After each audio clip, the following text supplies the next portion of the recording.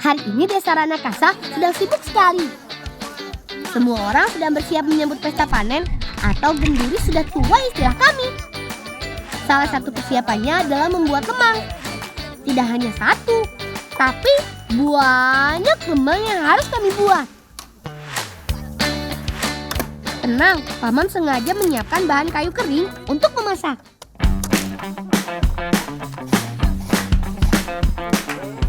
Teman, genduri sudah tua biasa diadakan 3 atau 5 tahun sekali. Menggunakan lemang sebagai simbol syukur dan rasa senang atas panen yang sudah didapat. Daun jilung dan rendang beti adalah bahan lain untuk membuat lemang berambu. Sedangkan lemang dibuat dari pulut atau beras ketan dan santan. Daun pisang dipakai sebagai penambah aroma dan pembungkusnya.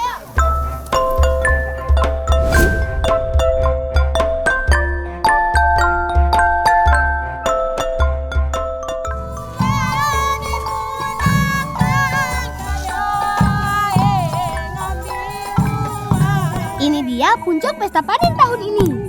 Belaha atau kirap yang berisi rombongan masyarakat yang akan menuju ke rumah pemangku adat. Iringan musik tambur memberi suasana meriah kepada setiap orang yang membawa lemang berambu. Ya, lemang berambu yang melambangkan bunga padi ini menjadi syarat wajib acara pesta panen. Lemang berambu simbol syukur dan rasa senang menjadi buah tangan untuk pemangku adat.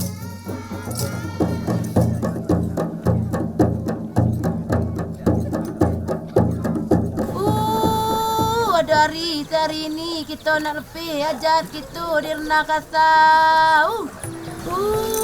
Apa ajar kita nak lui sudah tua. Perayaan pesta panen selalu mengingatkan kami tentang pentingnya rasa syukur. Menikmati dan selalu menjaga setiap rezeki yang dititipkan, baik yang dalam jumlah yang banyak atau kecil.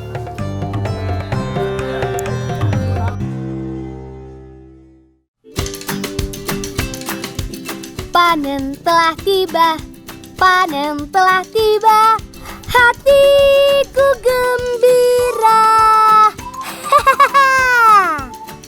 Teman, hari ini kami senang sekali karena kami sedang panen kentang. Ayo, jangan sampai ketinggalan. Wow, apa boleh lo sini? Boleh, kampung kau dah tamat lah ke Tedang. Noi, kita kena long house deh. Pulang.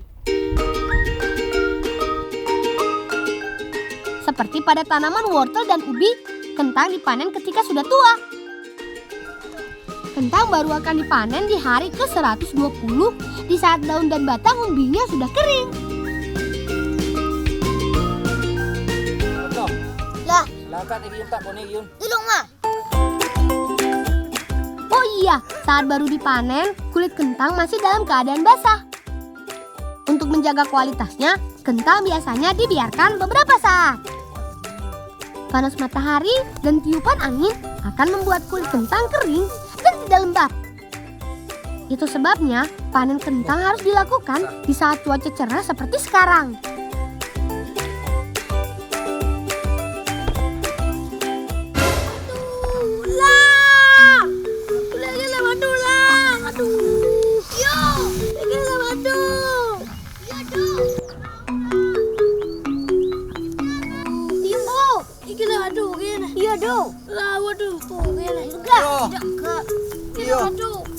Wah, tidak dah. Oh, mas sakit mo.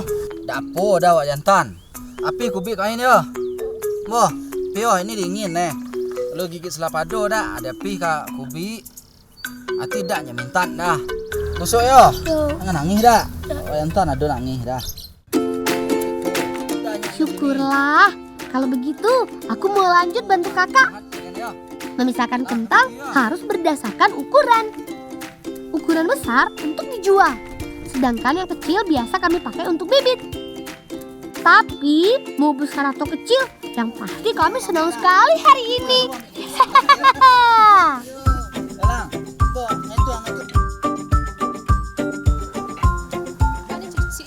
Satu olahan makanan berbahan kentang khas kayu aro adalah dodol kentang. Nah, kami mau membuatnya siang ini. Prosesnya dimulai dari menyiapkan bahan kentang. Setelah direbus, kemudian kentang dibersihkan kulitnya. Selanjutnya kentang ditumbuk sampai halus menggunakan lesung. Karena sudah matang, tekstur kentang lebih lembut, jadi lebih mudah saat ditumbuk. Bahan lain yang harus ada adalah kelapa parut.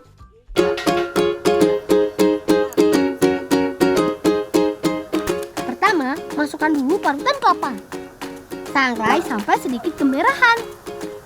Lalu kentang yang sudah ditumbuk, kemudian campurkan dengan parutan kelapa. Tidak ketinggalan gula pasir. Kemudian aduk semua bahan sampai merata. Setelah sedikit berubah warna, tambahkan tepung ketan sebagai perekat. Nah, sekarang tinggal tunggu sampai matang. Di sini nih letak perjuangan seorang pembuat dodol. Lama waktu yang diperlukan antara 2 sampai 3 jam. Selama itu juga adonan harus terus diaduk seperti ini.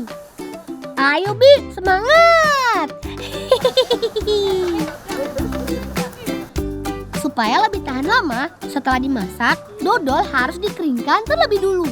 Seperti yang sering bapakku bilang, penjemuran adalah cara pengawetan makanan secara alami. Dodol kentang yang sudah kering bisa bertahan hingga lebih dari 6 bulan. Nah, kalau ini dodol rasa stroberi buatan kami kemarin. Sudah hampir jadi, hanya tinggal dipotong dan dikeringkan saja.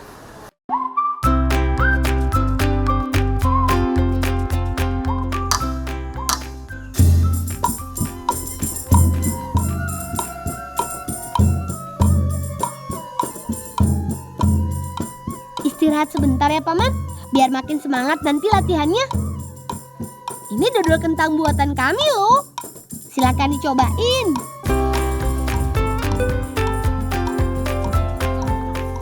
Gimana? Enak kan?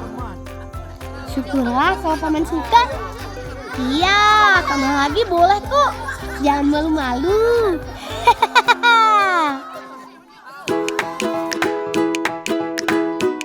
Ini dia teman, kampung halamanku.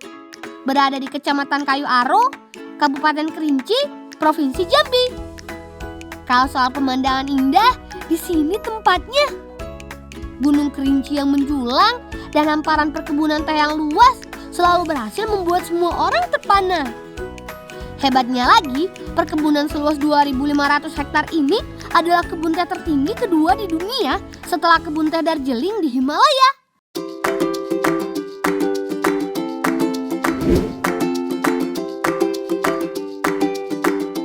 Sebentar lagi aku mau buktikan ke teman di rumah kalau Kayu Aro memang punya tanah yang subur. Yap, tidak hanya sayur dan teh, tapi tebu pun tumbuh baik di sini. Lang, Apo? tulong tuan betebu. Apo? Yem bugi lalu tulong tuan betebu. Yuk. Ayo, semangat! Sama seperti tanaman teh, tebu adalah tanaman yang sudah sejak lama ada di Kayu Aro. Bor. Dah boleh ya? Yo, ambil ngedang we yo. Ambil ya. Tahu dia? Hampir setiap 2 hari sekali, Paman datang untuk memotong tebu. Setelah setahun ditanam, tebu dapat dipanen secara berkala. Ciri tebu yang sudah siap panen, kala panjangnya sudah lebih dari 2,5 meter. Seperti yang aku potong ini. Udah banyak nih Lang. Mau. Aduh, awas Lang, ada bundok yo.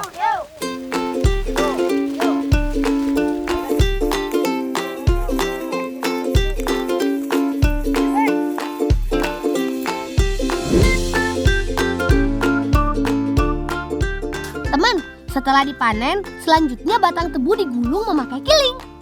Kami juga menyebutnya kalang. Alat peras tebu tradisional ini memanfaatkan tenaga jawi atau sapi. Uniknya, si sapi sangat patuh. Ini karena mata si sapi ditutup terlebih dulu. Tujuannya supaya sapi tetap fokus dan tidak terganggu dengan aktivitas orang di sekitarnya. Kiling terdiri dari 4 bagian, yaitu kayu pengait dan batang penghubung. Selanjutnya bagian yang ketiga adalah besi penggulung yang terdiri dari 2 besi besar. Besi ini sengaja dipasang berhimpit untuk menjepit tebu. Tuh, lihat. Alat ini mudah sekali membuat batang tebu hancur. Hasil dari proses ini akan dibawa ke bak penampung nira. Di sini, nira menjadi bahan utama untuk membuat gula merah.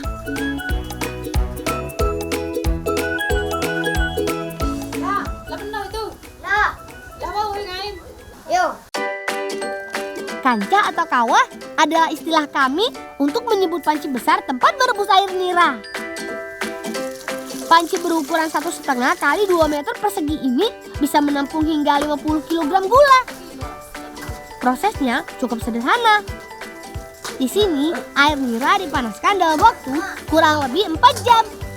Lama waktu biasanya tergantung dari besar kecilnya api.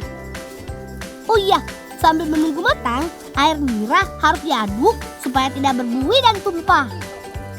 Proses ini selesai ketika air nira yang encer berubah menjadi kental dan berwarna coklat.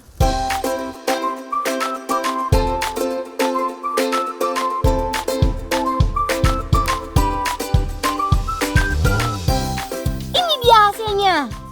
Dalam waktu yang singkat, gula cair ini harus segera dituang ke papan cetakan. Iya, memang harus cepat karena gula akan mengeras ketika dingin.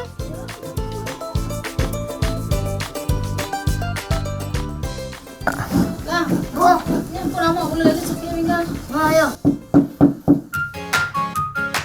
Iya, Bi, sini aku gantiin.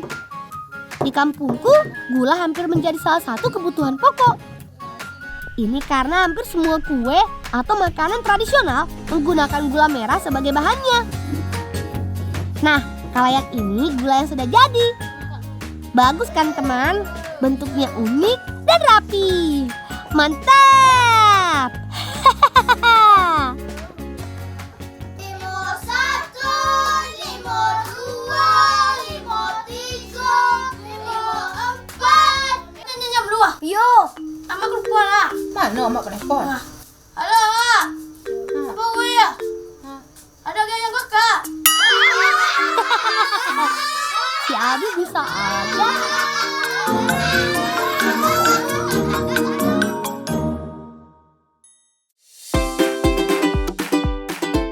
Satu, dua, tarik! Teman, sebelum menikmati dendeng batoko, yuk kita bantu tarik kayu dulu. Tarik!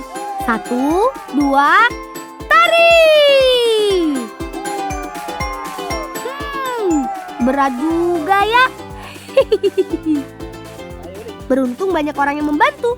Jadi walaupun berat, kami tetap semangat. Kami orang Kerinci menyebutnya baseleng atau baseleng, yaitu istilah untuk menyebut kegiatan gotong royong untuk membantu kesibukan orang lain. Tradisi ini sudah ada sejak dulu dan masih tetap dipertahankan sampai sekarang. Tidak hanya untuk menari kayu, tapi baseleng juga untuk mendirikan rumah, panen padi, pesta, atau acara hajatan, dan masih banyak lagi yang lainnya.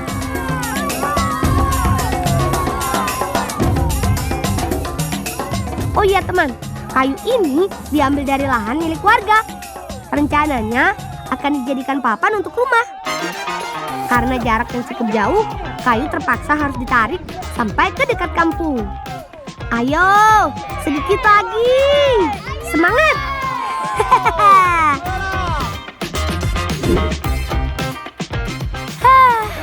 Syukurlah, sekarang waktunya istirahat.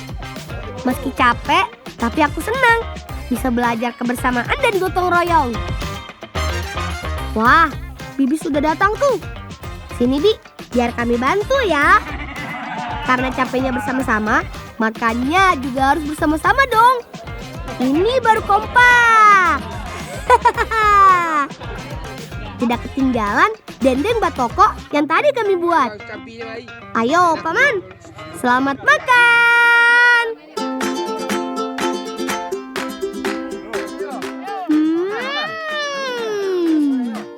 Luar biasa. Ini baru lelah dan capek langsung lupa.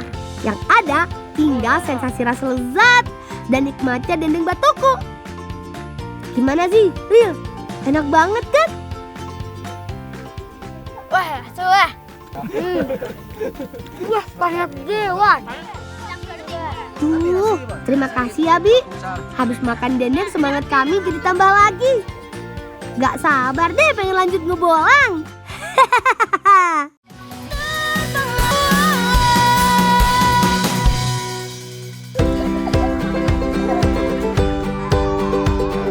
Hari yang cerah, teman. Memang paling asik untuk berkumpul dan bermain bersama. Tengah hutan desa Bukit Suban yang rindang inilah tempat kami tinggal, suku Anak Dalam. Kami bernaung di bawah pondok yang terbuat dari terpal maupun plastik hitam. Biasa kami menyebutnya sesudung. Sesudung ini dibuat secara sederhana karena kami tinggal berpindah-pindah.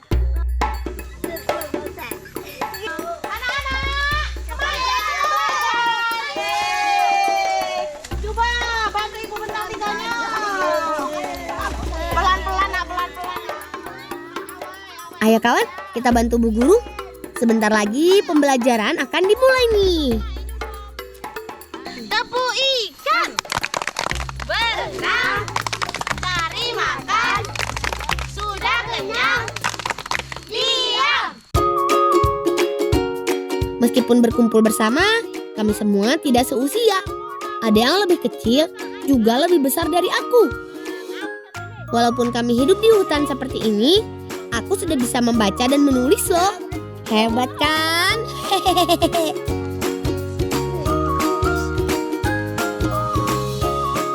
Iya, benar juga kata Bida.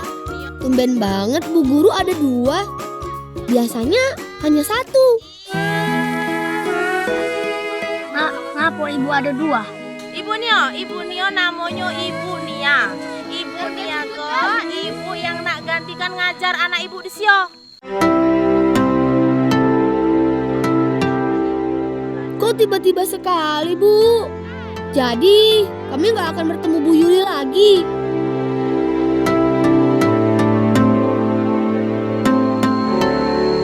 Bolang tak boleh bersedih ya. Belajar baik sama ibu bahu ya. Ibu pergi nak bertugas ke sekolah lain. Bolang jangan bersedih. Bolang belajar yang rajin. Ayo. Hati-hati di jalan ya, Bu Yuli.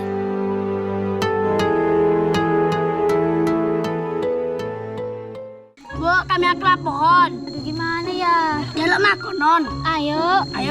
Kalau begitu, ikut kami cari makan dulu yuk. Biar lebih fokus belajarnya nanti. Hehehe.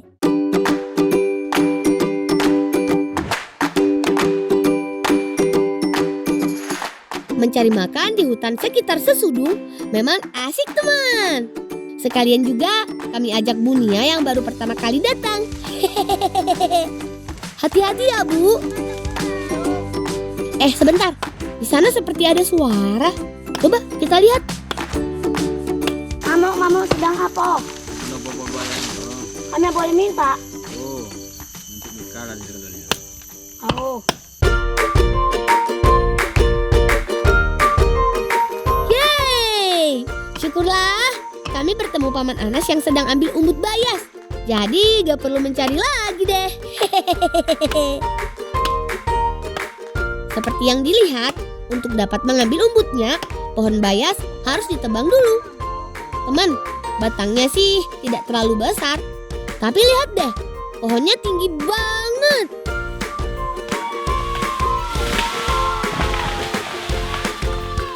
Oh, bolang, bayarnya lo buku tobongnya. Kita ngambil umbut ke bawah, beraming. Ayo.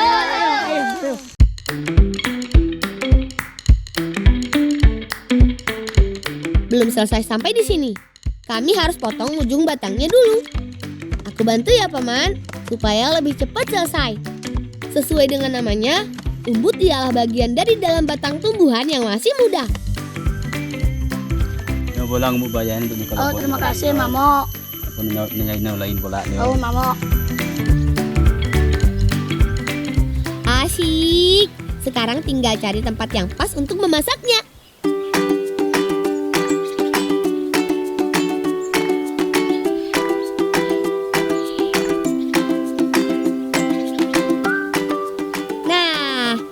akhirnya Bu Guru bilang memasak umbut bayas paling pas di tengah sawah begini. Tanpa berlama-lama, yuk kita masak. Kami suku anak dalam biasa memasak umbut bayas ini dengan cara direbus saja dan diberi sedikit garam. Tapi Bu Guru Nia bilang kali ini umbut bayas akan dimasak berbeda dengan biasanya. Lihat saja, bumbunya banyak begitu.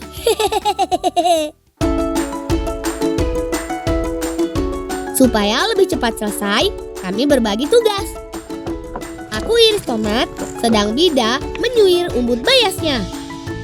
Kalau urusan bumbu, sudah aku percayakan pada Bu Guru. Aku sih yakin, pasti enak. Nah, umbut bayas yang sudah disuir, lanjut aku iris juga supaya lebih mudah saat dimasak. Oh iya, selagi kami berjibaku dengan bahan dan bumbu, Nyiwas dan Nugas membuat api.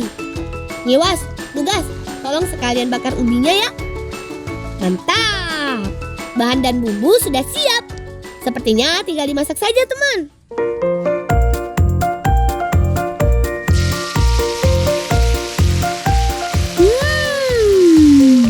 Aromanya harum banget. Menurutku ini aroma masakan terenak, teman. Inilah kenapa aku paling senang bertualang. Karena hidup kami suku anak dalam yang suka hidup berpindah-pindah dari satu tempat ke tempat lainnya. Dari sini juga aku bisa mendapatkan banyak ilmu baru yang belum pernah aku ketahui sebelumnya. Anak-anak, sepertinya ini udah mateng. Ayo, Bu. Ikonnya lama, ubinya lama apa-apa loh. Kita bawa ke dalam. Kita makan siang, Ibu. Ya, ayo. Ayo.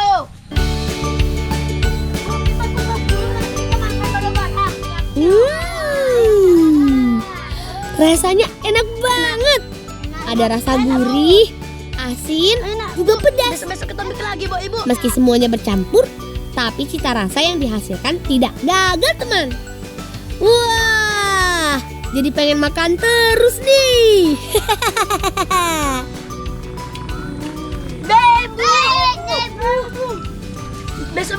Besok kita bikin lagi, Bu, Ibu. Iya, jangan lupa dimakan juga ubinya, kawan. Manis dan lembut banget. Ternyata Nyiwas dan Nugas pandai banget kalau bakar ubi begini. Bu, besok kita bikin lagi kayak gini ya, Bu. Aduh, perut Ibu sakit. Bu, kenapa, Bu? Perut Ibu sakit, Nak. Weh, pokoknya Ibu apalin gara-gara beli cabai tadi. Kita jalan obat. Ayo, Bu, kami dalam obat dulu. Iya. Jangan Ibu kenapa, weh? Hati ya, bodongnya. Ayo, Ibu. Ayo, kita bagi gue. Waduh, tiba-tiba Bu Nia malah sakit perut. Ya sudah deh, aku tinggal dulu ya, Bu.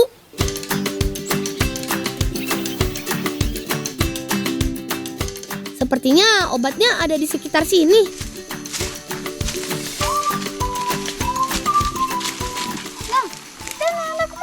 Ambil uka keleletai. Bu, bisa. Bisa untuk obat guru kita.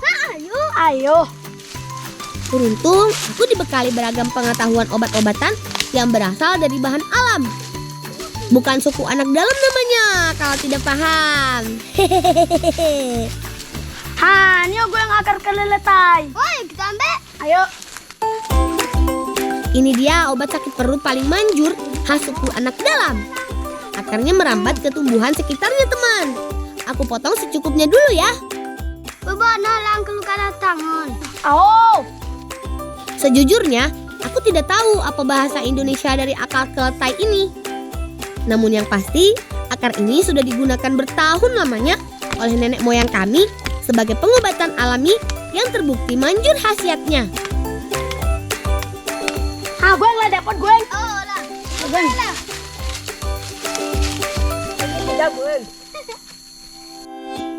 Sedikit ramuan akar keletai ini sepertinya sudah cukup untuk mengobati Bu Nia. Tolong masukkan ke dalam tasku, Bida. Tanpa berlama-lama lagi, langsung saja kita hampiri Bu Nia.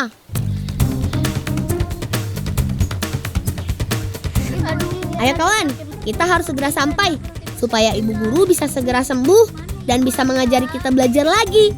Bu, pohon pena masih sakit. Masih bolang, perut ibu sakit. Kami beok ke uka keleleta ya. Iya bolang. Kami sihe dulu ba ukae. Iya bolang, ibu tunggu.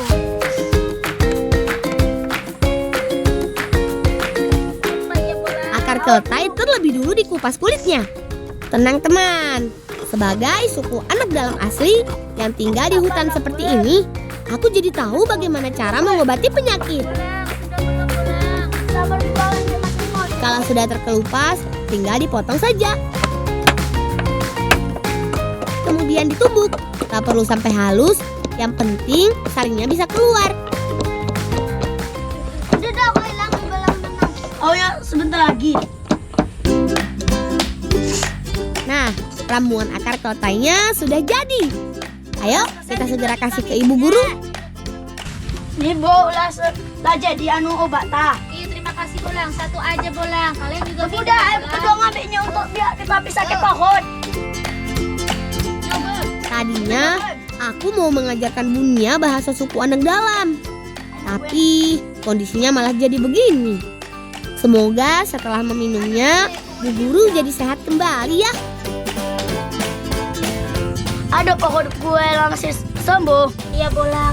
Ibu sekarang mau istirahat dulu ya bolang ya. Apa gilanya? Risikonya takutnya PAB. Iya ibu pamit dulu ya nak ya. Oh.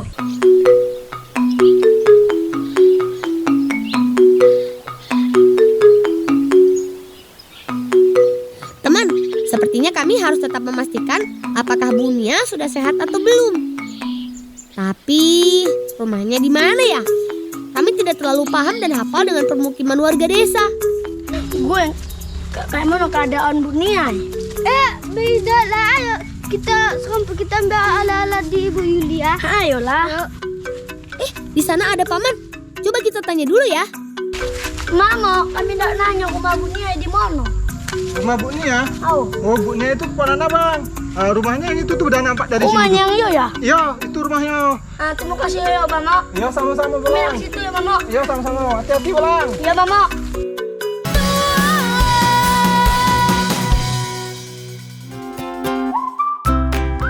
Gue ini rumah ibu apa buku? Ayo kita lah. Nanya gue. Ya sudah deh, daripada menerka-nerka, lebih baik langsung saja. Guru. Waduh, kok tidak ada jawaban dari dalam ya? Jangan-jangan Bu Yuli sudah berangkat. Ini oma ibu. Nah, itu dia Bu Yuli. Ibu apa megangan ini loh? Ibu nak pergi nak. Ya untuk kenang-kenangan kami ibu. Oh, Ya ibu untuk kenang-kenangan kami semua. terima kasih. Oh ibu. Ibu pergi dulu ya nak ya. Oh ibu. Rajin-rajin belajar sama ibu Nia ya. Boleh nakal. Syukurlah kami masih bisa bertemu dan memberikan kenang-kenangan untuk Bu Guru. Anak-anak Bu ya. Hati di tempat yang baru. Hati-hati di jalan, Bu. Terima kasih banyak Bu Yuli. Sudah sabar mengajar kami banyak hal, menanamkan ilmu yang bermanfaat untuk kami semua. Semoga bisa bertemu lagi ya, Bu.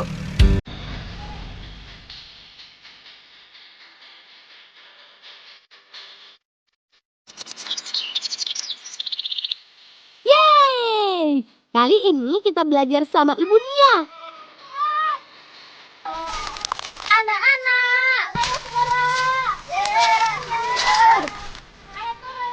Walaupun kami hidup di hutan seperti ini, tapi semangat belajar nggak kalah kok dengan kalian. Hehehe. Tekad kami kali ini harus belajar lebih giat lagi. Ayo kita belajar anak. Ayo. Sopan kaki dilipat berdua rapat. Artinya, dengan belajar, kami bisa mendapatkan ilmu dan pengetahuan yang luas. Sahaikot, kau nak sebut nama-nama Bu? Wah, Lah, kayaknya bisa bahasa kita. iyalah, kan ibu belajar dengan kalian. Iya. Ayo kita sebut nama-nama buah di situ ya. Ayo pulang, sebutkan buah yang ada di sekitar kita. Oh iya, Bunia pernah bilang, jangan pernah berhenti belajar karena hidup tak pernah berhenti mengajarkan. Jangan pernah malas untuk menimba ilmu ya teman. Sekian kisah kami suku anak dalam kali ini. Sampai jumpa di kisah selanjutnya. Salam cinta anak Indonesia. Salam bocah petualang.